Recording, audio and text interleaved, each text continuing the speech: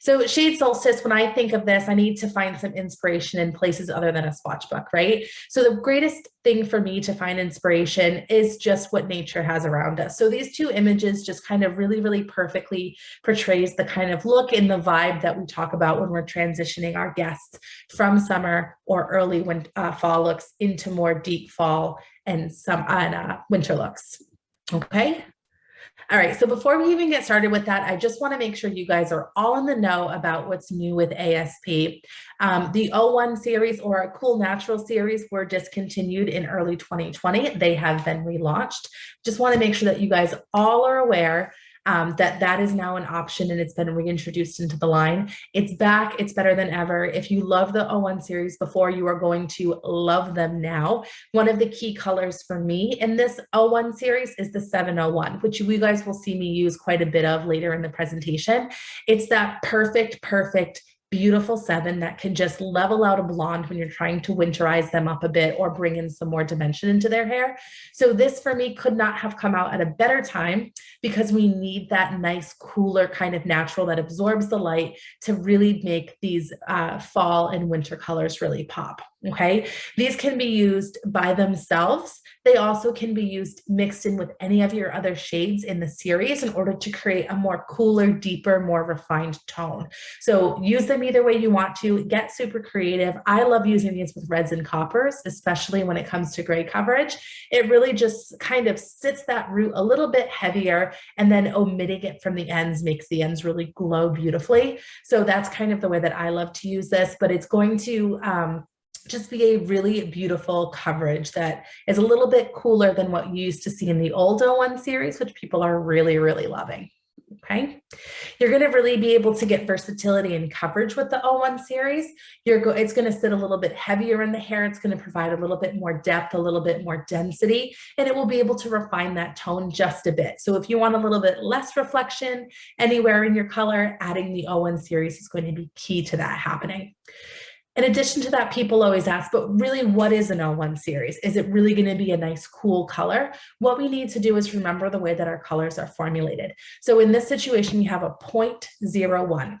So we need to remember that the number that falls right after the decimal point is going to make up 75% of what our color looks like.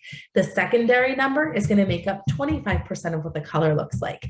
So when we're talking about our cool naturals, they are still primarily 75% on the warm natural side. We're only dropping in 25% of that green just to kind of tick the color to be a little bit more refined. So you're not going to look at this color and say, oh my goodness, this is has such a cool finish to it. It's going to still be a very natural finish, just tilting a little bit on the cool side. Okay, as far as your processing time, this is going to be the processing time just like all of our other color, 45 minutes at room temperature, 25 minutes at gentle heat. Again, you'll be able to get that 100% gray coverage, use it by itself, add it in with any of your colors. The beautiful thing about the 01 series is that when you're adding it in at a quarter of your formula, it will not affect the tonal results of what you mixed it with. That's the biggest benefit for me personally when using the 01 series with my reds or my coppers. It's not going to brown them out. It's not going to neutralize anything when I'm using it at a quarter of the formula. It's just changing the shift in density just slightly. Okay. Does anybody have any questions so far in the 01 series? Nothing in the chat. Feeling good? Perfect. Stop me at all if you do. These are the shades that are available. We go from a 9 down to a 4. The 701, I already sang its praises, but the 501 also really makes my day. I typically order them by the dozen. It is the most beautiful root shadow or a root blend on somebody who's naturally brunette. It has no real glow to it. It just buffs out of the hair beautifully as it wears. It is by far one of my favorite brunettes to use, and it's just really believable, which my guests that have gray coverage really, really love. Okay. This is going to be available in open stock, but in addition to that, you'll also be able to get it in this intro kit. You'll see here the quantities that are available. You'll see the mini swatch book that comes with it, which is really great to have. If you order it open stock, you won't get that benefit. Okay, that swatch book, as well as a Vitaplex sachet, which we've not offered before. So this is really exciting. If you haven't tried our Vitaplex bond reconstructor yet, that is available in this intro kit as well. And you will get these 2 developers. So make sure that you get in touch with your sales rep after today if you have not already reintroduced or introduced the O1 series back into your arsenal of opportunity. This is a great way to do it. Okay, so with that being said, we'll get started right away on the fun stuff. Okay, again, when we think about summer hair, when we think about early fall hair, this is a really good example of what this might look like on a copper or a kind of strawberry blonde balayage with a deeper root. So if this is the guest that I'm working on initially and I want to bring in some depth and richness and bring some Solstice into her locks, this is a really great way to do that. We're staying in the same tonal family. Okay, we're just dropping everything down a bit and bringing a lot more richness into that tone. Okay, the beautiful thing about a project like this is that the image that you see on the left, the summer version, is the exact canvas that I worked on for the fall version. Okay, there was no more pre-lightening, anything like that. I simply worked with the canvas that we had in front of me, the grown out highlights, which didn't matter because we were going to blend that root down a bunch anyway. And we worked with the highlights that she had in order to build in some really, really beautiful, rich, sultry dimension. And this is the technique that I used for this finished look. Okay. You guys can screenshot this however you want to do this. I'm just going to click a few options, items away, and then you'll be able to see the whole entire screen. So for sectioning, what I'm doing is taking a pinwheel essentially right at the top of her head. Okay, and I'm taking tiny triangles or pie slices, pizza slices, whatever you want to call them, and we're just kind of chiseling those out so that as I'm doing my root color, that's going to be all done first. Then I'm going to go in and start to use this pinwheel technique. So apply your root color like normal. Then we're going to section out for this technique. You guys will see that it says 1, 2, 1, 2, alternating all the way around the head. That's simply going to be Formula 1, Formula 2, Formula 1, Formula 2, just alternating. Okay. And this is all done without foils, no meshes, nothing like that. This is just kind of freehand coloring from the root to the end. So the root smudge formula on her was one of my ultimate favorite colors, 8.465. If you guys follow any of the copper stuff that I do, you can almost guarantee that every single time that color is going to be in there. It brings this incredible depth and richness and intensity of tone to any kind of copper that you use. By far my favorite. So I went in with her root smudge, which was an 8.465, equal parts 6.46, and I did 90 grams of 10 volume. She does have about 40 to 50% gray, so I used 10 volume instead of my converter for that. Her pinwheel coloring formula number 1 was 8.444, a nice bright punchy copper with some 923, okay? And then I popped in some 0.4 intensives. Formula number 2, I had 7.4 with 0.4 intensives. So I'm really trying to do 2 separate levels here in order to really get a lot of dimension. If I did, for example, a 7.5 and a 7.4 as my Formula 1 and Formula 2, you're just not going to see, or the guest at least is not going to see enough tonal change for it to really have a lot of dimension. You as the stylist, when you're blow drying it, you'd see the difference between a 7.4 and a 7.5, but going in and changing the levels a bit is really going to help them to see that dimension.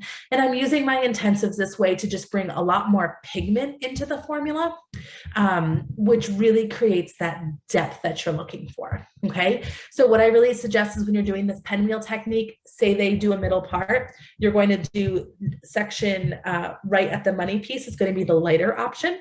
Okay. And then from there, you'll start alternating all the way back. Okay. Take as wide of triangles as you want, take as thin as triangles as you want. The wider you do it, the more bold your result will be. You'll see a lot more dimension between those 2 colors. If you're a little bit more conservative with your slicing, they'll all just kind of blend in and dance together. So does anybody have any questions on pinwheel technique at all? We're doing good? There's no questions in the chat, but on average, how many pinwheel sections would you say that you take? I mean, honestly, I would say on probably half the head, I'm maybe alternating a good between 8 and 10. So altogether, probably 20 across the head. Okay. But really you have creative license with this. All right. Another really great tip to do, I'm applying the root color and then I'm going in and taking pinwheel sections. Okay. But another really great tip is that if you use the Color Your Way liquid or the Color Your Way powder, which is our color thickener, it really allows the colors to stay really separate from each other as well. So if you're going to kind of layer them on top of each other as you work around, it will allow them to not really blend into each other. You don't have to use them. I didn't in this particular situation. The colors are so similar, it doesn't really matter. We don't get a lot of transfer with ASP Infinity anyway, but if you feel like you need a little bit more separation just for your mind to keep track of where you're going, it's nice to have that as an option as well. Okay, awesome. All right, how many people have seen their guests come back after summer looking like this? A little rough, okay? So in this situation, I have Nicole. She's one of my very regular clients. She spends her summer long at the beach in the salt, in the sand, and she really needed to come back around fall time to control the warmth that she had in her hair. And it's seen some days. You can see it's been tied up. The hair's been really quite compromised. I will attest to this. I was on maternity leave. This was not my most recent color. I'm just going to make sure that that's very clear. Okay. So this is her first time back visiting me after my maternity leave was over. Okay. So we're going to talk about ways to control her warmth in this situation. So what we really need to do on Nicole is she's 50% gray. You can see she's looking a little rough, a little porous, extremely dry. So we're really going to address that too. But we want to go in and deepen the level. We want to use rich controlled collections when we're going and kind of correcting these really brassy, kind of uncontrolled warm tones that she has in her hair right now. Okay. So for Nicole, this is her after picture. Thank goodness she's back. She's happy that I'm back from leave. Her hair looks much happier, much healthier. So what we did on Nicole was we went in at her root area with a 4.0 and a 4.036, about equal proportions. And then I went in with 75 grams of my 10 volume. Okay. In this situation, you guys can see that the root formula and the developer formula is at a 1-to-1 ratio. If we go back to Nicole's photo, it's kind of difficult to see in the picture that's a close-up of her root, but she's so coarse. It's that hair that you really can't do like a quick with your fingers, hand dry, and then flat iron. It is that hair type that you need to sweat and work those biceps the whole entire time. So with her incredibly coarse texture, I decided to go in for a more one-on-one ratio on that root formula because she's just going to look really translucent otherwise. It's just that hair type. Okay, so we did that on her root formula, and then once her root formula was done, I went in through her mids and her ends, and with a 624, 824, 8.7 with 10 volume, 75 grams of that. And then I also, of course, popped in the Vitaplex step 1, which really brought her hair to look like it was in much more of a virgin-like state, as you can see here. Totally night and day. Hands down, better difference. The hair looks hydrated, it looks healthier, it looks shinier. So that Vitaplex is a godsend for her.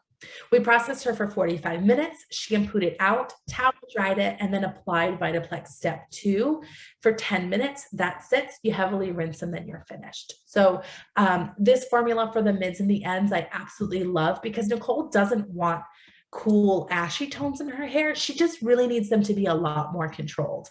Okay, so the 6.24 and the 8.24 are 75% gold, violet in there first as the primary tone. So they're really going to go out and knock out a lot of that abrasive gold reflection that she had going on through her ends. And the 8.7, which is blue based, is going to kind of take out some of that orange. So when we look back at her photo, we don't see orange as much as we see more of a yellow orange. So that's why I went in with a much less quantity of the blue, which is the 8.7, because I wanted to keep some of that warmth. I didn't want to eliminate all of it. I just really wanted to know that I was neutralizing across the color wheel the correct way. So for a yellow orange type finish, you want to be primarily violet. and a little bit less of the blue. I love the 6.24 and the 8.24 because although you guys see, but wait a minute, you're controlling warmth, but there's a little bit of copper in there. I want a little bit of that copper in there so that the hair still has vibrancy to it, okay? You can see in her highlights here, they're much more subdued, but they're not muted to the point of muddiness. So you still need a little bit of warmth in your formula to make them pop against the root color and the rest of the base color. Okay, does anybody have a question on that one? The control warmth slide, the formula, anything? Cool. So her mids and ends formula, I went in at 1 to 1.5 ratio instead of 1 to 1, because again, she's already pre-colored treated through her mids and ends. So I don't need to worry about covering gray in that area. So I went in at that regular ratio. Okay. Excellent. This is my guest, Bree. I've been doing her hair since I had my license. She's been every color underneath the sun. And this time she was coming in and we were really getting her quite light throughout the summer, which she had never been. And she was honestly kind of nervous about doing it. She's usually been the darker shades, the maroons, the magentas. So she wasn't sure she could pull it off. But I mean, can we all agree? Look at her skin. I mean, the lightness is perfect on her. And I didn't start bringing in lightness on her until we introduced the Be Brown series. Okay, so we're going to take this one a little bit backwards. So you guys will see below where it says Fallen Halo. It says that Bree's previous color was a 5036 on her base with B830 volume. Okay, Bree before this transition to this lighter shade was a 3.352. Okay, so that B8 with 30 volume, running it through every time she came in, was able to get us to this kind of lightness from a 3, okay, with no lightener. So I just want to take that 1 second to share how amazing the Be Brown series are. If you haven't tried it yet, this is stunning results on what you can get with that, okay? So with Bree, she was pretty much this color through her mids and her ends, this like pretty kind of refined caramel color all the way up to her root. So what we ended up doing was bringing in a little bit of base color and dimension in order to break it up and make it a little bit less summer bright and a little bit more seasonally appropriate. So I use this technique that's called the Fallen Halo for Bree. Guys, it's so easy. It's so efficient. It's so quick. It can actually be a really great add-on to a color surface that's like only 15 minutes, but makes the end result look like you were with that guest for hours. So I'm super excited to show you what we do for Bree. So this Fallen Halo technique is a technique that happens just in the mohawk section of the hair. That's it. Okay. So for Bree, what I did was I went in with her 5036 and her 10 volume and I just did a root color. Okay. Just did a standard root color, didn't smudge it down, nothing. And then what I did once that was done was I chiseled out that mohawk section. So it goes about outside area of the eyebrow. So it's a little bit wider than a standard mohawk section. Okay. So I just sectioned that out and about just till I get to the whirl of the head, that's where I'm ending that section. Okay. So what I love about this Fallen Halo is that it's really going to provide a balayage type end result, which is awesome. It's not going to have foils all the way to the root. It looks like it's beautiful lived in hair. Okay. The nice part about this technique when using it with a foil is that you really have the control of a foil to really manage your liftability. If I was doing a balayage, open air process on someone who has a lot of color in their hair, I'm really going to struggle to get really beautiful, even lift out of that. So I love this technique because it makes it look like it's balayage, but I have the extreme liftability that foil can provide. Okay. There's no need to tease the hair with this technique, which I love more than anything. I hate combing out, brushing out teased hair after balayage. I feel like it's so much work. It's just not my jam. So I really, really love that I can use a technique like this and get that teased look without having to do that. Okay. And really what you're doing with this technique is just over directing everything and you're letting the head shape do the work. So what you guys will see is these 2 arrows. What we're going to do is we're going to start with our very first piece of foil right at the hairline root. Okay. You want to leave a little bitty out at the hairline. So when she pulls her hair back, you don't see that harsh line. I suggest doing that. So weave the hairline in that first foil. When you do your second foil, you're going to take, leave a little bit of natural between. Instead of putting that foil all the way to the root of the section you just took, you're actually going to place it right on top of the first foil that you did. Okay. So then you're going to take another natural section, weave or slice, whatever your prerogative is, take another from that third foil, again, instead of going all the way to the root, that's going to come now down to that first foil again. So your first foil is acting like your guide. So I want you to think about this like you're doing a haircut, right? If you're doing a haircut where you're using a stationary guide, every section you're taking, you're bringing right back to that stationary guide. So you're getting over direction so that when those pieces fall, it's a little bit longer towards the front. So that's what I want you to think about when you're doing this particular sectioning, is that it's just like a haircut with a stationary guide. Every single foil that you do will come back to this very first one. So what happens is every time you come back to the first one, you're creating a little bit longer and a little bit longer and a little bit longer of a root. So what happens is her hair has nice brightness around the front, but as she works her way back, it gets more rooty and the foils start a little bit lower. Okay, so once you've got all of that forward, you've done it all the way back to the whirl of the head like that, you can go ahead and pull them back up so she can see again, and trust me, she'll appreciate that. Okay, so this is just a super, super simple, this can be 10 foils, this can be 15 foils, you can do as many as you want. But the really beautiful thing about this is you're just working with over direction to create that blend, instead of you having to tease, instead of you having to do a balayage, instead of it having to be a big ordeal. So it's a really, really nice option for that. Okay, does anybody have any questions about how to section this, how anything like that? If your client is parting off to the side, would you move your mohawk to have their part be in the center? Totally. So keep in mind, I think that Bree's a side parter. So instead of going straight on with the mohawk, you're generously kind of tipping it towards the side that she goes to. But what you need to do in that case is keep in mind that she's going to have lightness that comes a lot closer to her face on this side where her part is versus this side. Otherwise, these are going to end here. So you want to make sure that you're customizing the fact that you guys tilted so that her highlights go all the way to the end on the section that's heavier. Okay? So for example, like I part kind of on the side. So if I were doing my hair, I'd put my section here. And then I always put like 2 foils on the sides going diagonal so that I don't have any weird tiltiness side versus the other. Yeah, absolutely. So you just have to customize for what your guest does. What I really like to do with the Fallen Halo too is instead of doing just like a straight on weave right there, I might, do two back to back or 2 slices so that her money piece pops a lot more and is a lot more brightness. So you can do that money piece the way you want to. And then, maybe starting at the third foil, then you start having some stationary guides happen with your foils.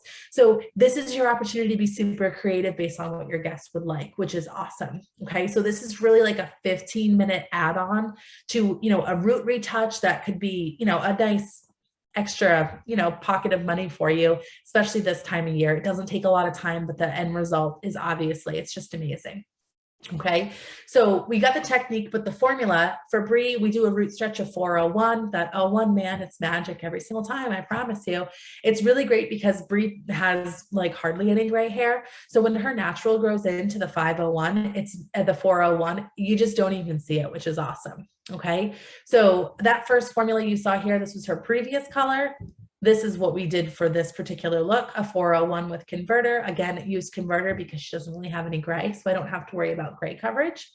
And it's nice too because my process time this way is only going to be 25 minutes instead of a 45-minute room temp process if I was doing 10 volume. So she doesn't have gray, I'm going to use that converted to my advantage. Then I went in with your highlights, or if you want to tease some of these, you surely can too. You have options, but I used the System 9 level lightener just with 10 volume. Because remember that she was already essentially a B8 through her mids and her ends. So I was just kind of going in and kind of retouching the balayage using the Fallen Halo technique. And then Bree's toner at the end was an 8.32 and an 8.01. I don't want you guys to be afraid of warmth, especially if you're where I'm from, which is the New England area. Everyone's like, I don't want warm tones, just everything needs to be cool. This is a really great example of how we're using relatively warm tones as her toner, and it really paid off. It gave her skin a glow. It brought a lot of brightness to her face. If I made this a really cool caramel, it just wouldn't have the same kind of sunny, reflective, glowy finish to it. So don't be afraid to use those toners. If you need to swatch them up, those colors like an 832 or anything that's predominantly warm, just get comfortable with it. Okay, swatch it out. Add some O1 to it to kind of cut a little bit of the reflection, let it sit a little bit heavier, get creative with that. Okay. Hey, Heather, this is Shauna. Yes. Hey, Shauna. Just, you were saying back to that, this technique you were just saying at the front, you wouldn't put a color right in front, right? Do you weave it out a little, like a piece? So like that hairline section, you would do just like you're doing any kind of partial. You could weave it out. You could do a slice there if you want to, whatever kind of end result you want at the front of her face. Okay. Because you just said like when they pull it back, then you don't want to see.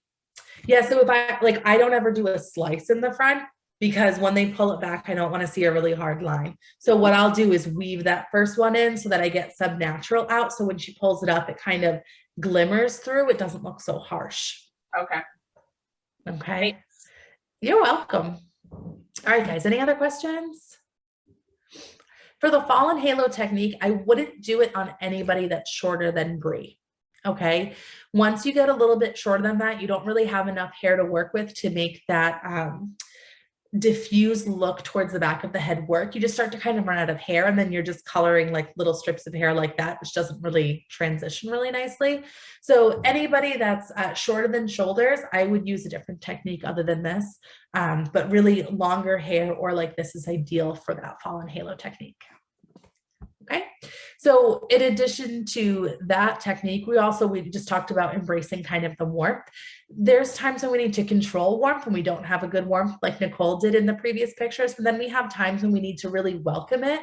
That's going to be ideal for this time of year, guys, because everybody starts to get really pale. We're not in the sun as much. Our glow is starting to go away. We're having to rely on our bronzer like never before. Maybe you're doing sunless tanning drops, whatever it might be, but a really great way to bring richness and glowiness back into your guests is actually to bring some warmth into their color.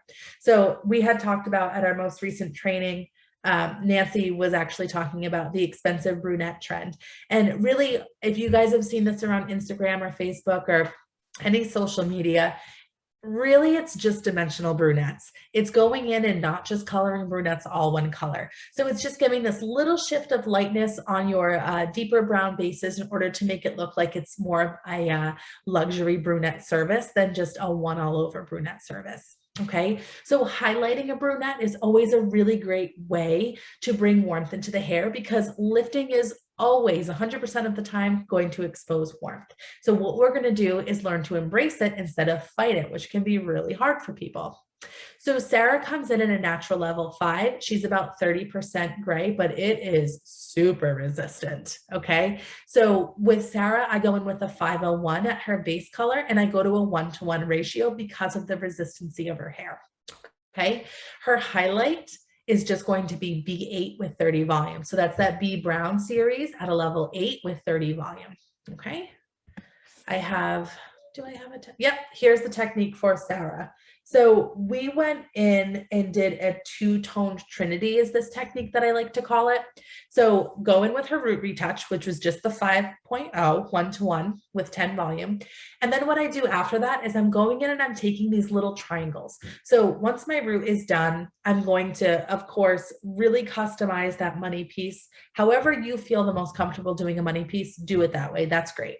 And then after that, you're going to go in with these tiny little triangles. Okay. So what we're really doing is dropping in base in these triangles. So I've done my root retouch, and then all of these areas is going to be my base color or my root color that I'm putting into the hair. So this is more like block coloring. Okay. They don't have to be foiled. They don't have to be put in meshes or anything like that.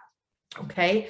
I love using this formula because it allows me to bring depth into her hair. You see here between these kind of ribbons of caramel, she's got these really nice pockets of depth, and that allows those lighter caramel pieces to look brighter and more reflective because it has something to contrast against. Okay.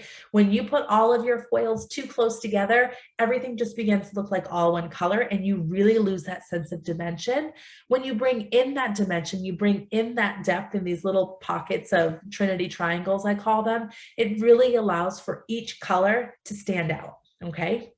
So I love using this technique when I'm working on someone who has come in that has a really traditional foiled look. Okay. So I love doing that because now I can drop in those pockets of depth and take someone from looking like a really kind of standard, very basic highlight and bringing them into looking a lot more customized and luxurious.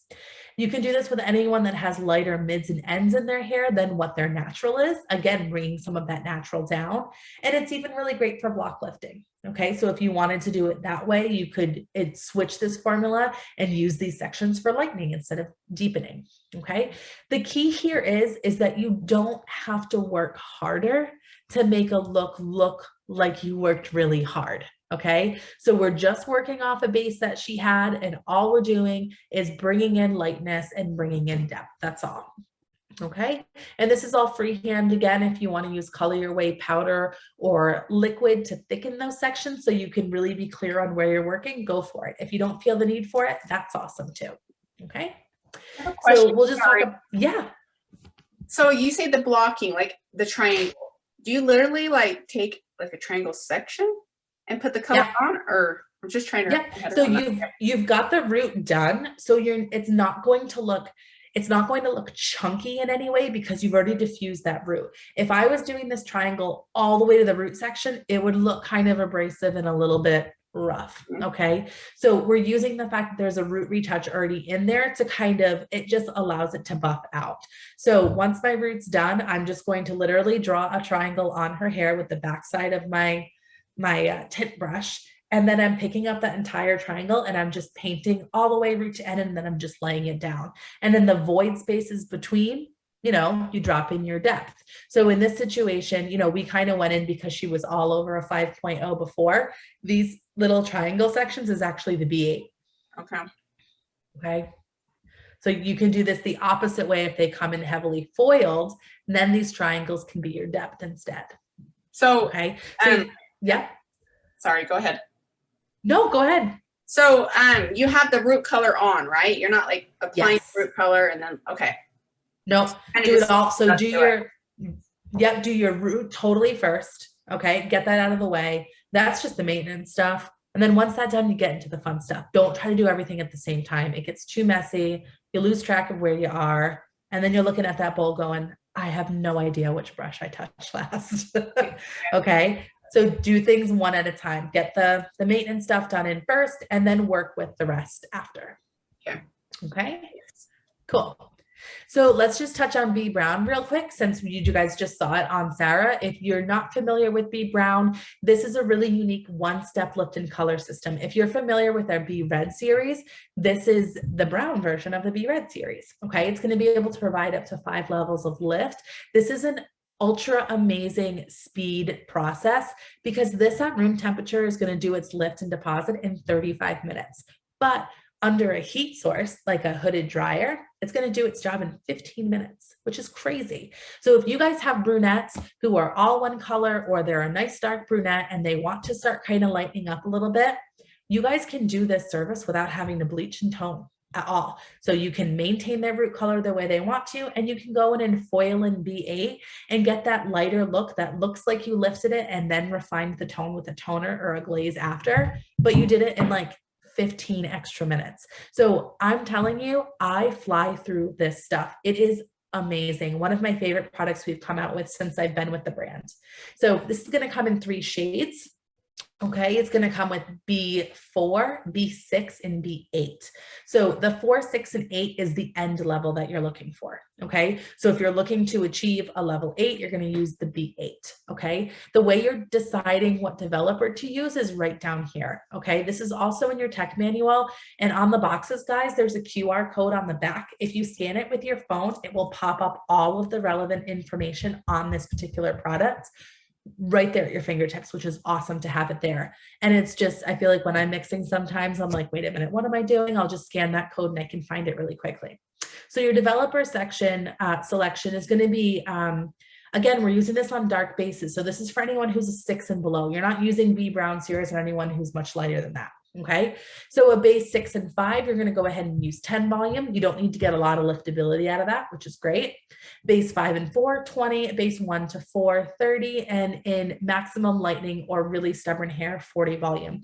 I will attest, guys, I never use 40. I find that it leaves the hair in a lot better shape if I only tap out at 30, and I'm able to get the results that I'm looking for, even on really dark levels, just by using 30. So reserve the 40 for really unique situations. I wouldn't go ahead hot and heavy with that out the gate. Okay, so again, processing time, 35 minutes room temp, 15 minutes with gentle heat. Your mix ratio is going to be 1:1 on this. Another tip that's just for me, this is not an ASP thing. I find that I do get the most liftability out of my B Brown series when it is in foils. Okay, if you're doing it as open air and you're trying to lift out previously colored hair, you might not get as much lift as you're looking for because you're not getting any kind of incubation. So this is just my discovery. I find this works best for me. If I'm going to use it, I will just incubate it in foil, and I feel like I get a really great lift.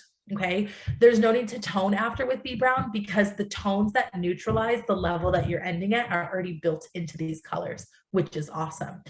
But if you feel like, okay, it lifted, it looks great, I just wish it was a little bit cooler, you guys can add in your intensives into this too. So if you feel like, you need a little bit of 0.2 in there to just bring down a little bit of gold, or you need some 0.7 to bring down some orange, you can get really creative with these B Browns and customize that way as well. Okay. Any questions on B Browns? Cool. These also, do they cover gray? Okay, so remember, guys, we're talking about a lift and tone system in one step. So if my hair is gray, I don't need any liftability. I'm just depositing. Okay, so use your regular infinity for that. This is for situations and when you need to lift and remove color, and then go ahead and, color it the way that you need to and deposit tone. Okay, so I wouldn't use it that way. If you have a guest that's coming in and let's say they're like 70% white at the root area, or even 50% right at the root area, and they're a 6 and they're wanting to be an 8 through the ends, you can just do a regular 8.0 and infinity at their root area, and then use the B Brown just to the areas that need liftability. Okay, great question. And I have a question. Right. Yeah, do you know, like, so maybe ahead of time when you use your intensive to counteract, if you don't want to, it's cold or whatever, you can just add that in based off what you're lifting to, right? You're like, oh, that's going to pull more warm. Yeah, you can. I mean, I'm going to show you in this next. So in this next slide, you guys can see this is all done with B Brown, but this is a great image to show you what their existing, if they're color treated, what their existing base, how it will play into the liftability that you get. So this image on all the way to the left, Shauna sees the girl with the darker bob. This is actually Bree, the Fallen Halo girl that you saw. Oh, wow. Yeah. So this is her transitioning from a 3.352 all over to that lighter color that you guys saw in the Fallen Halo technique. So this is her first round that we did for her. So this was B6, okay, with 30 volume on her because her hair texture is just really a lot.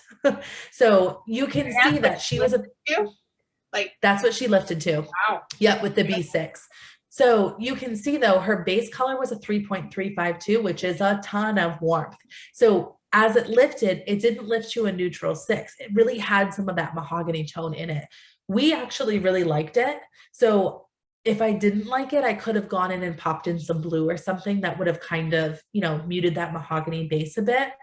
But you guys need to remember, whenever you add cool tones into any of your colors, it absorbs light and makes it appear a tad deeper and darker. So if I were to do that in Bree's situation, because this is such a nice, soft, natural dimension, if I did that, I might be able to see the shift in tone, but she might not be able to. So just keep that in mind. But this was round 1 of B6 with Bree, and then we got her all the way to the Fallen Halo with no lightener, just the B8.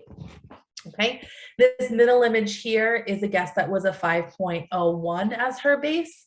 Okay, and she wanted to just kind of start transitioning a bit lighter. She was 100% white. So I was able to change her root color to a 6. So she finished like a 7. And then we went in with the B8 and 20 volume on her copper to give her this really nice, beautiful dimension, even through color treated hair. Okay. And this image on the right with the girl with the kind of reddish shirt on, this is actually on virgin hair. So this is a B8 with 20 volume on virgin hair. You can see it's a really beautiful, refined tone. It didn't need any toning afterwards at all. So that just shows you a variation on what to expect out of the B8s based on what level you're starting with and what tones you're starting with. What technique did you use on their hair to foil? So Breeze, I actually just did a paneling technique, which you'll actually see a little bit later. Shauna, I'm saying Shauna because your name is right over that middle image right now. On Sharon, this is her name in the middle. This is just a 10 foil technique. You guys might actually see it later. I don't remember if it's in this presentation or not. And then the last one was this was a kind of a triangle technique like you saw earlier with Sarah with the B8. Okay, so again, just a root color, and then I went in and just took triangles of the B8 sections. Okay, so all of them are kind of in there. All right, so continuing on with Solstice options that are nice and quick, this is one of my favorite ways to warm up any of my guests. If they're not committed to a big change, I love using hot shots. Okay, so I can layer in nice warm tones using glossing techniques with my hot shots and my color dynamics. This is my guest, Corey. She's been a long time copper girl of mine. She was actually the very first model you guys saw today that had the summer kind of strawberry coppery blonde and then went into the deeper copper. This is her as well. So this is just done with our Hot Shots burnt copper, which is actually just a semi-permanent option, which will last in the hair about 6 to 10 shampoos. Okay. I went in with a quarter of my formula pastelizer, which just kind of clears and dilutes out the tone a little bit. Shampooed her hair, applied it on towel dried hair, and let it process for 15 minutes. And you can see that you get this really, really beautiful richness. There's a ton of shine. Shea butter and argan oil are in this product, so it really hydrates the hair too and makes it almost feel like it's had a conditioning treatment with just tonal assistance. So it's nice when, you know, a guest like Corey is kind of like, I think I'm ready to do the fall thing. Don't know if I want to commit. If she didn't want to, she would have just faded out after 6 to 10 shampoos to what her canvas was. Okay, so I love this even as a quick gloss or a glaze on a client that I'm just refreshing their mids and ends. And, you know, I don't really need to mix up a full color to do that. This is an awesome option. What's great about this too, guys, is this can be retailed. So I've got a couple of my girls that go off to college. I maybe only see them twice a year. Okay, so what I'll do is I'll retail the hot shots to them and they can maintain a really nice, hydrated, shiny, beautifully pigmented color on their own at school. So they don't end up, you know, in the dorm bathroom with box color with their friends. So hot shots is a really good go-to in that situation too. If you want to retail it out, it's not going to take away any of your color business, guys, because it's not going to cover gray. Okay. It'll give you like 10% coverage on white or gray hair. So they still need you for everything else. But, you know, if you wanted to retail this out to someone who's really trying to maintain an intense red or intense copper at home, you can go ahead and use this. All right. And just a little tidbit or an FYI as well, this Color Dynamics pastelizer actually goes with the Color Dynamics kit, but you can buy it open stock. This is also my go-to this time of year. If you guys do dry cutting at all, or really any finishing, you know, when you're done your style, you go to put your hands through it and all you get is static. It's time of the year, it's brutal. Pastelizer is a huge benefit for that not happening. So it also acts like its intensive conditioner as well. So what I'll do this time of year is get a bunch of these for my back bar. I'll shampoo my guests with whatever I need to shampoo them with, towel dry them, use this pastelizer as a treatment, and it actually really, really helps with static, which is awesome. And the benefit of it is when you use it alone and you don't mix it with anything, it's like a clear gloss treatment. So I actually charge for this $1 for every minute it's left on. So 15 minutes is going to give about half of the life of their visit, you know, until it rinses out. If I do it for 30 minutes, it's going to give me a lot more longevity. So the longer it's left on, the more longevity it will have in the hair. Okay, so this is usually, don't quote my pricing, I'm just giving you a super rough estimate. This is anywhere from like $12 to $14 from your distributor. Okay, but you're going to be able to get so many applications off this. And it's so, for instance, say I'm spending $15 on this product. I used this once on Corey and it stayed on for 15 minutes. I've just made all my money back on that product. Anybody else I use this on after is 100% profit. So this is one of these products that if you guys want to make some real quick turnover cash this holiday season, it's a super low cost investment, but you price it at that sweet spot of $1 a minute. Okay. And you decide how many minutes. Don't let them decide how many minutes they need. Okay. And it's an awesome add-on. I pretty much color almost 100% of my guests. If I don't, and there's just like 3 or 4 that are haircut only, they get this on their hair. I don't let them get out of my chair without having something on their hair. That's what I'm in the business to do. So I always give it to somebody the first time, if they're kind of apprehensive, at no charge. And then they're never going to rebook their hair appointment saying, I liked it when my hair was more dull or dingy and less shiny. So you get them hooked right away. Okay.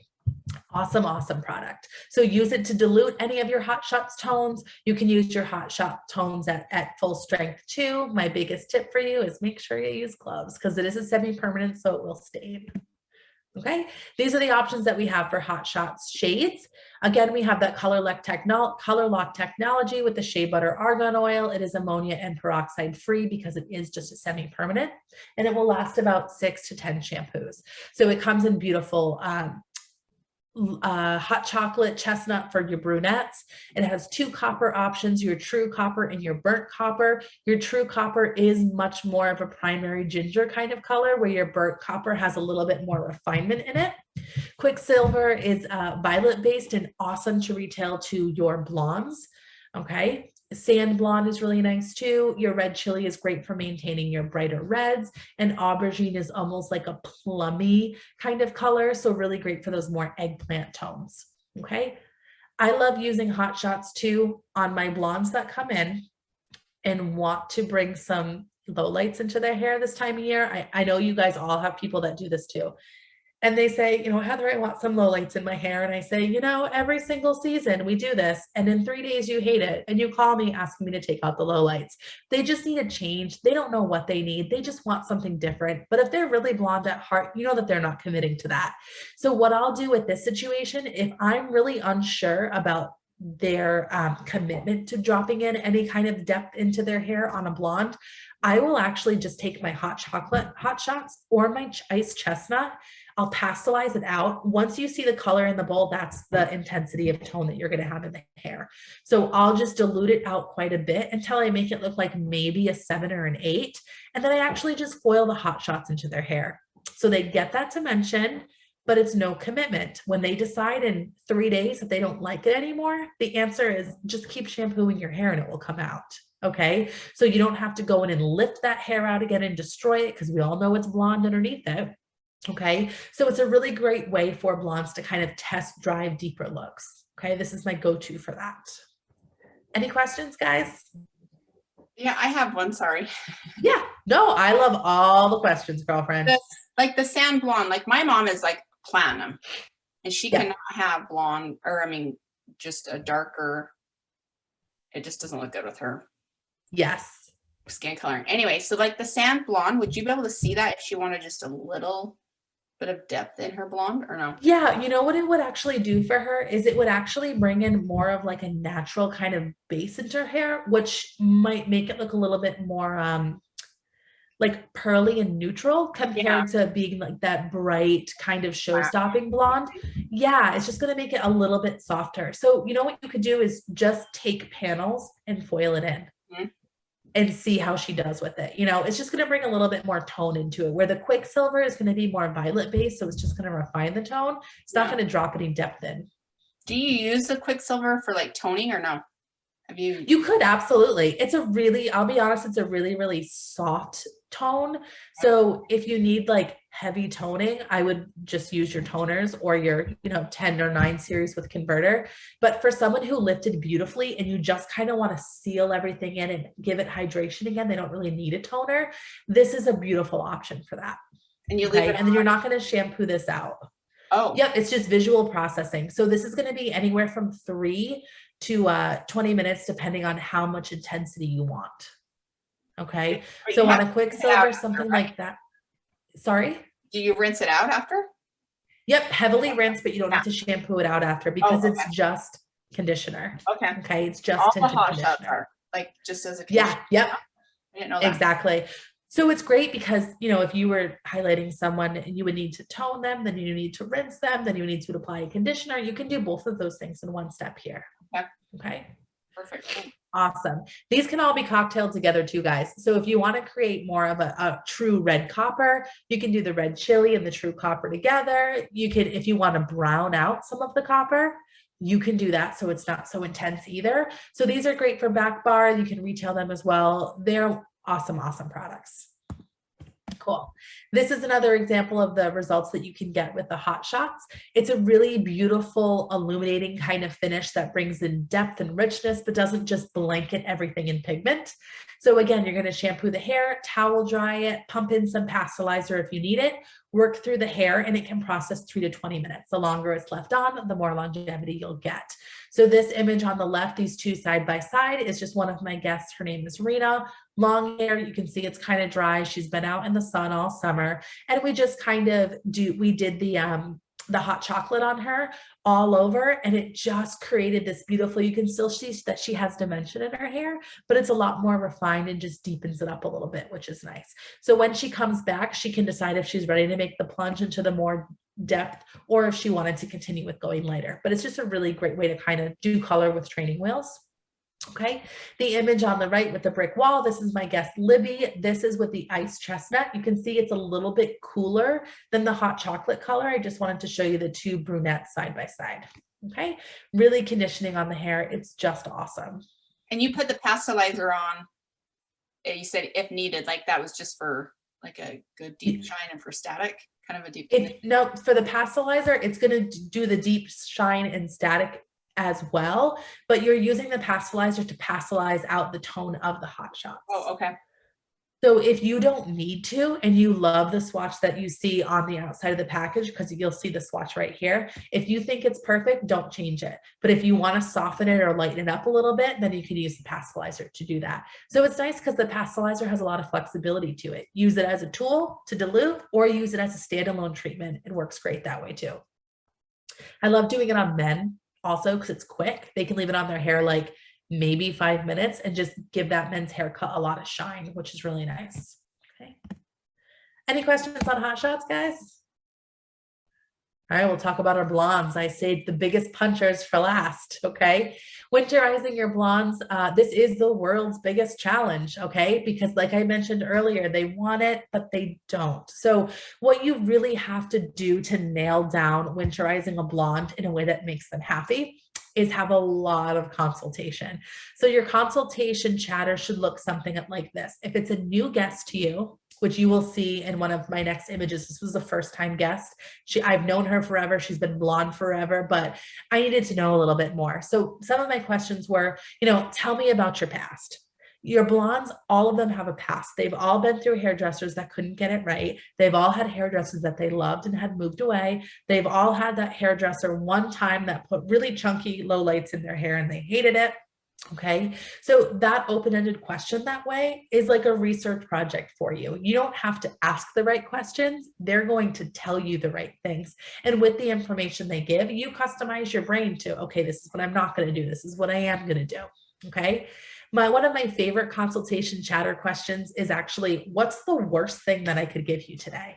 If they say chunky highlights, I know off the bat that I'm going to have to make sure that my sectioning and my formatting and my pattern is going to really be something that's a really natural finish. I might get the color and the tone right, but if my placement is wrong and she said it's the worst thing I can give her, she's not going to be looking at the color. She's looking at how she has chunky lowlights. Okay.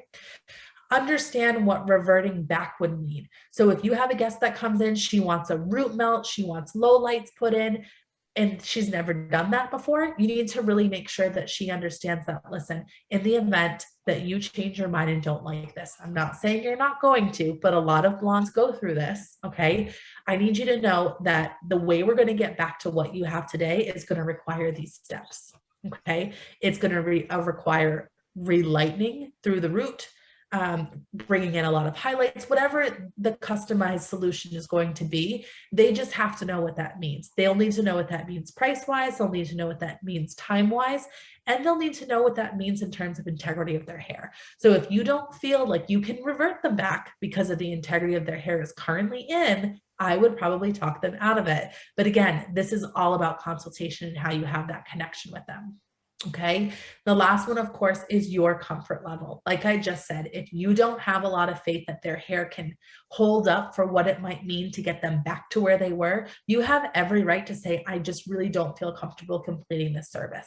I've said it on guests that are brand new. I basically phrase it as, listen, I haven't learned a lot about you yet. I don't know what your preferences are yet. I don't want to do a big change on you until I begin to get really familiar with how your hair plays. Okay, so that's a good way. And I find that, you know, almost 100% of the time they respect that and they stay with me. And that's what they appreciate about me as a stylist. Okay, so consultation with your blondes is huge. Make them bring in pictures, ask them these questions, have real conversations about what it means to do a big change like this for them, because we all know the blonde's the pickiest, right? Okay, so this is the guest. This is the guest I was telling you guys about that she's new to me, but I've known her forever. So she wanted a change, but she's not sure if she really does. She's a little bit nervous. She doesn't want to lose her blonde. So what I did in a situation like this is I dropped in what I call shallow lights, okay? And basically I winterized her toner as well, but these shallow lights is really what's going to make a really, really big difference on this. I'm using this term because I'm dropping in depth, but I'm doing it in a way that doesn't go all the way through her ends. I really just want to create a little bit of dimension at her root and mid area, but I want her to stay really, really blonde through her ends. Okay, so on Mel, I went in with a highlight System 9 lightener, 10 through 20 volume. So where I started, which was on her sides, I dropped in with 10. Once I got to her top section, I pumped things up to 20 so that everything would be done at the same time. As you can see, she's got quite a bit of hair to work with. Okay, I also added in 2 centimeters of my anti-yellow additive, which is violet base. So as I lift with my lightener, it's actually doing some neutralizing of tone for the yellow at the same time, which is a huge plus. And then for my low light on Mel, I went in with 7.01 with 13 grams and just 2 grams of 7.7, just because I didn't want the 7.01 to really have any kind of warmth to it. I really wanted it to be a little bit more matted. So that's why I chose that route. And then I went in there with converter for her low light, or what I'm calling her shallow light. So again, shallow lights, I'm foiling it into her hair and I'm kind of going in at the root area. And as I get about to where her ears are, I just feather it down. I do not bring that low light color all the way straight down to her ends because I don't want her to look stripy at all. I want her to still look like a natural brunette. I just want her to have a little bit of dimension in through that area. Okay, so this is the end result that we get from Mel. You guys can see in through the root area where that low light comes in, but you can see as she gets to her ends, she's more 100% blonde. She doesn't look stripy. She doesn't look like she screams dimension, but for somebody like her, this is a huge, huge change. Okay. So building in depth, I'm determining what her comfort level is. That's via my consultation, what her commitment level is. This is an easy fix. If she decides I don't like these shallow lights, what do? I just go in and baby weave at her root area. And all I have to do is bring that color down to about her ear. I don't have to worry about damaging the ends at all because I never pulled anything through her ends. So this is a safety zone for me too. If I pulled it through her ends and had to go back and remove it, I knew that I would get breakage. So I didn't want to go that route at all, which is why I chose shallow lights. Okay. So when you're executing your need to build in depth, you need to decide, are we doing a root shadow? Are we low lighting? What's the pattern I'm going to do here? So for her, I didn't feel comfortable doing a root shadow yet because I didn't really know how her hair was going to play. So I went in with the shallow lights. On another guest later, I might go in that I do feel more comfortable with. That's my regular client. And I know she can handle a shadow root. We'll go in and do it. Okay. And of course, your pattern. Do they want a stripy look? Do they want a more refined look? Do they want a chunky look? This is all really key. Planning is really key to get your blondes to be happy with how you winterize them. Okay. You can't just throw stuff at the canvas and hope it works out and that she's okay with it. They really need that mapping out for them to be comfortable. Okay. Any questions on building in depth on a guest like Mel? You guys will see there's a video here. It looks healthier, it looks happier. We did a great toner on her. And then of course she gets that really nice full blonde throughout her ends. How did you apply her color? Like what technique did you use? So I think, oh, I didn't use it on that one. Let me see. I want to say, did I do it? Oh, I actually talk about it in the next model. Same technique. Perfect. That's why I didn't include it. Okay. All right. So now I have Caitlin. Caitlin lives up in New Hampshire and she travels to Rhode Island to get her hair done. And I so appreciate that. She's actually really comfortable with her natural color. And I can determine that easily just by looking at what her regrowth is like. Okay. If you see blondes that come in and they never have a regrowth like this, then they are not super comfortable living in their natural color. So that would tell me, don't do a root shadow on that guest. Okay. But she's coming in, she's obviously comfortable with her natural. So I feel very comfortable going in and dropping in kind of a root smudge or a root shadow on her. Caitlin wants something lower maintenance. Again, she lives about 3.5 hours away, so she can't be here every 6 weeks for a retouch. Okay. So our goal for her is to get her to come about 4 times a year. And then she's really great about using the products I sent her home with, about, using hot shots at home or any of the toning options. She's great about that. She's really concerned about how washed out she's going to look once her summer glow is gone. So again, bringing in a little bit more depth in her hair color is really going to help her skin to glow. So on Caitlin, I went in with just a 7.01 for her low light. Okay. We didn't retouch any highlight except for the very, very face frame. So these little pieces around her face, we retouched just with lightener. Okay. And then the rest of it, I just brought in the root color and then low lighted all the way through the ends. So you can see here in comparison to Mel's picture, she has depth and she has dimension all the way through her ends where Mel didn't. Okay. It kind of ended and just feathered down. So this is the biggest difference between those two looks. Okay. And then Caitlin's toner all over was a 9.2 and a 9.0 with converter. So as Caitlin grows out, she's going to have these kind of like nice little thin highlights that are just going to peter out, but it won't matter because her root's going to grow in and match that root shadow anyway. Okay. Oh, that 701 too. Look at that, guys. All the way through, it looks so natural. There's nothing about it that looks crazy color treated or non-balanced. It's one of my favorites, like I mentioned earlier. Okay, so Caitlin's low light, there's a formula again. Her highlight is going to be system 9 with 10 through 20 volume. That's just around that face area. No, I lied. I did do a 10 foil technique on her. Sorry, guys. 10 foil technique and face frame on her. And I will show you that format in a section. So this is her sectioning. Okay, right behind the ears, top of the head, down to about the whorl area of that crown section. Okay, I'll show that one more time for you. Okay, right behind the ear, just 3 sections, that's it. Okay, you can see she has so much hair. Okay, this is my favorite technique. This is the 10 foil technique. Okay, so let's look on the right at this image. These 3 diagonal lines are the money piece. Okay, so typically I weave, slice, or weave, slice, weave. It depends on how they're wearing their hair. But so about 6 foils in the front for that money piece is key. We bounce back over to the other image. You guys are going to see just diagonal foils on the side. Okay, I'm not going all the way up the head. I'm basically going from the hairline halfway to the crown is where I'm stopping. I'm not going to continue all the way back there because I really want to create that depth back there. Then the 10 foil technique on the bouncing back to the right image, you guys are going to see the more bold lines. This is the traditional 10 foil technique. So once you get past the money piece, you're going to have a straight across section. This can be sliced or weaved, totally your prerogative based on what your end result is. So that's foil number 1. And then we've kind of boxed out Caitlin's section. You can see that mohawk section on the top. So foil number 1 is going to be right at that front there behind the money piece. Foil number 2 is basically outlining that mohawk section. Okay, slice or weave, you do you. And that section across the back whorl, slice or weave, and then foil number 4. So what you've basically done is outlined that section with foils. Okay, then you're going to go in for foil number 5, and you're going to go from the center of foil number 1 and the center of foil number 2 and just create a triangle right there. Okay, so you're going to put a foil line between those two. What I love about this, you're going to continue that all the way around. So now you worked with a mohawk that we outlined with foil number 1 through 4, and then we went in and did diagonals across. So now you have a diamond at the top section.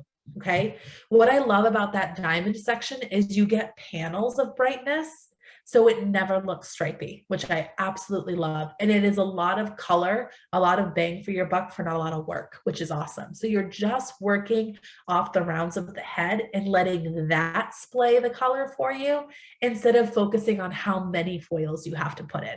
Okay, so really this foil placement it's just more strategic and it's more purposeful with less. Okay, so we started with the box, 4 foils, diamond brought us to 8 foils. And then these 2 bold lines here is actually just going to straddle her part line.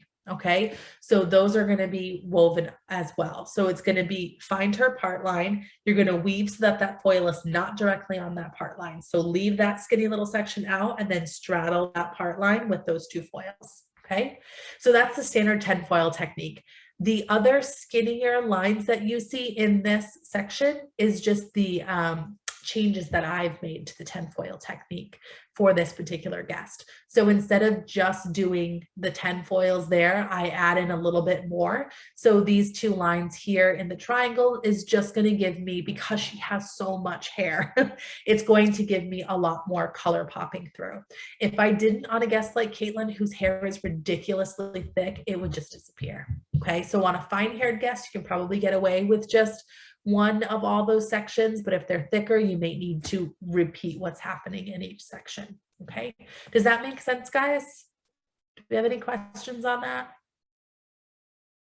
Cool. Yeah, and on so the, you can, yeah. The 10 foil, is it all the same color, or what if they have like a 2 or 3 different color? So you can do really anything you want. You can highlight through all of this. You could use the money piece section as the highlight, and then you could use the rest of this as a low light. Or what you could do is, you've got, see this foil number 1 here? Yeah. You could do that one a highlight and do one right in front of it that's a low light. Mm-hmm. So you could just double up the entire pattern. Instead of just doing 10 foils, you're going to do 12. 10 of them will be highlights, 10 of them will be low lights. Okay.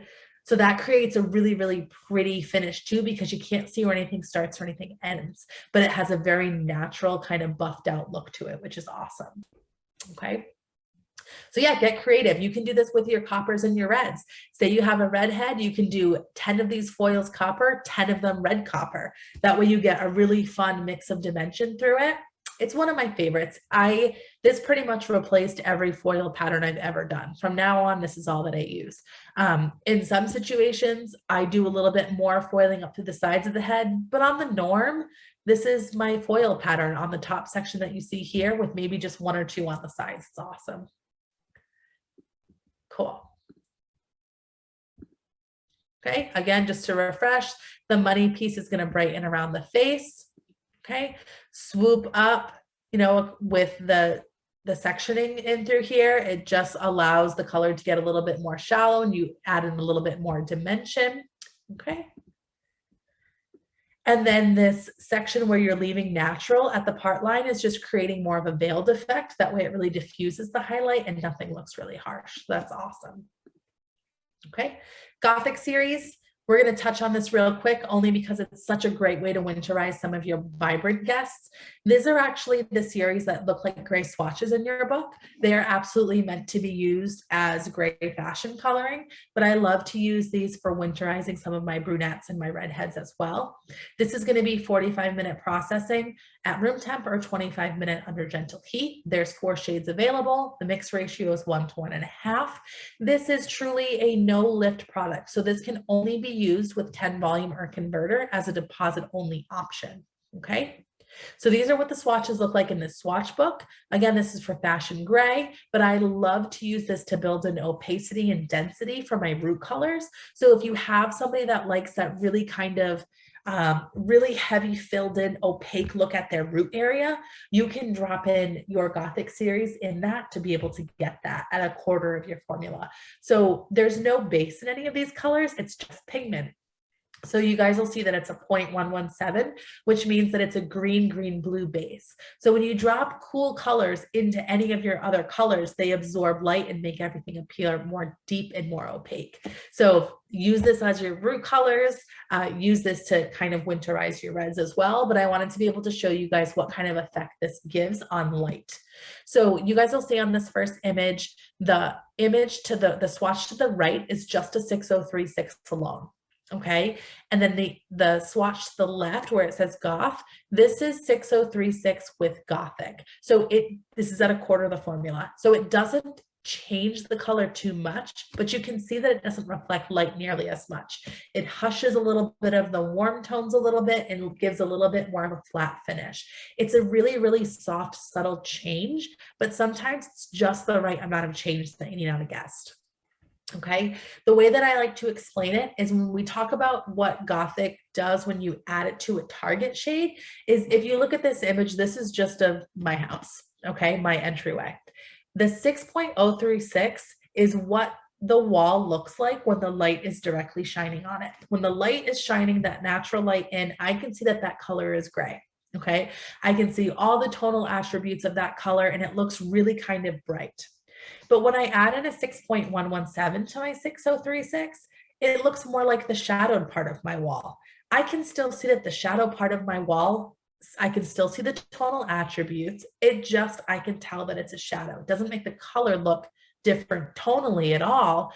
It just absorbs a little bit of that lightness. So that's what the 0.117 series will do for light play with your Gothics.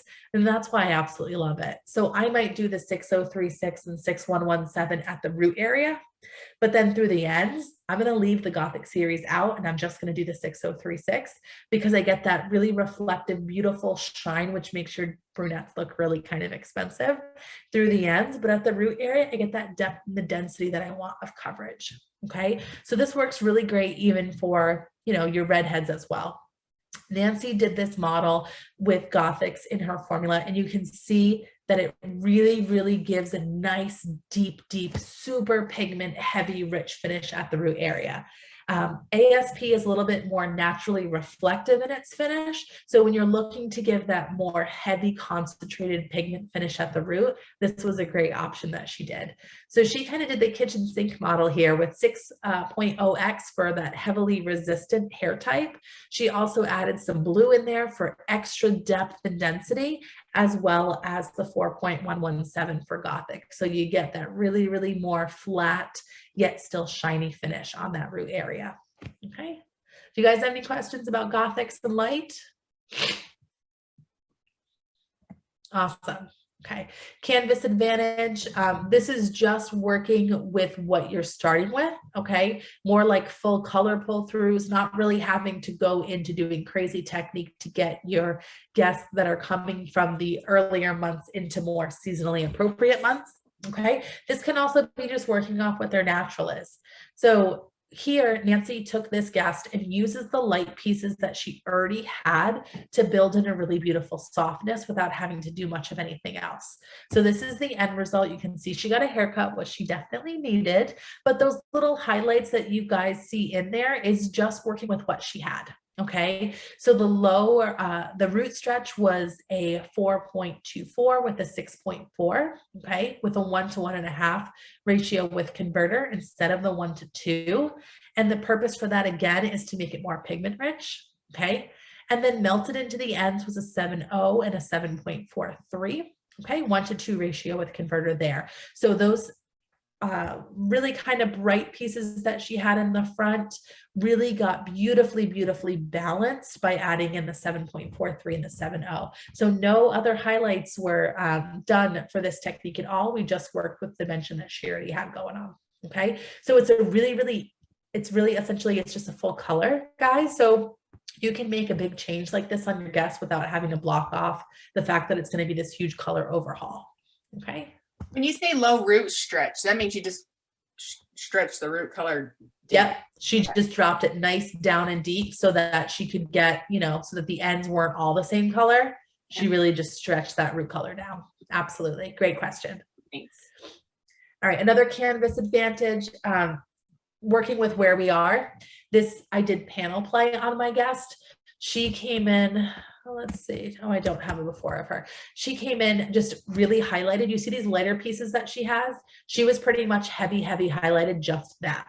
Okay, so I wanted to drop in a ton of dimension on her. So I root sponged her with 4.0 and 4.117. And you can see at that root area, it is nice and deep. The light just swallows right in that hole. There's no reflection at all. And then I went in with panels of 7.46 with 0.4 intensives. And then I did panels of 8.43 and 9.145, which is one of my favorite colors, the 9.145, the apricot blush, with 10 volume. So I'm really just alternating panels based on what she had. So my technique's going to look like this. I'm just taking long panels that go from her part line all the way down to behind the ear. So I go in and do her root color first. Okay. And then I just go in and highlight. Okay. So every other one is alternating. Okay. Her previous color, which is this formula that you see to the right, guys, is what gave me so much advantage to making that result, because all over she had a root color that was a bit lighter. She had a highlight that was done of 10 volume, and she was toned all over with a 923 and an 8.465. So it was plenty light enough for me to be able to drop that formula in and get a lot of vibrancy, but also density and dimension that way. Okay, so again, there was no pre-lightning done on her at all for this. I just worked with where we were and embraced the fact that she had a grown out root. Okay, and again, these panels are just, I use the big, huge foils, and I just go from, you know, the part line all the way down to right behind the ear, and I just keep alternating all the way back. Okay, the root color is already done. That maintenance is done. So I'm just working with my 746 and 843 and 9145 alternating through there. Okay, any questions on that? I love panel play, this particular technique too. Anytime I'm just trying to give a shift of a soft dimension, I might even do this with lightener and then tone everything after, but using the big, huge foils and not having to do 3 separate sections, I'm just doing 2 sections, really allows me to just fly through those colors, which is awesome. Okay, and this is a top trend. We'll see this trend kind of repeating into the new year as well. This is Color Dynamics done by Nancy. She did equal parts Pure Purple, Magic Magenta, and Crimson Kiss. Okay, this color is just, this purple underneath is so rich and so beautiful and so dense in pigment. It's just really kind of a showstopper. And I love how the blonde kind of falls over it. And as she shakes her head, you maybe just see a little tint of it here or there, but that's a beautiful, beautiful option as well. Okay, so that's what I have for you guys today. This is just a slide about how you can connect with us if you haven't already. Follow us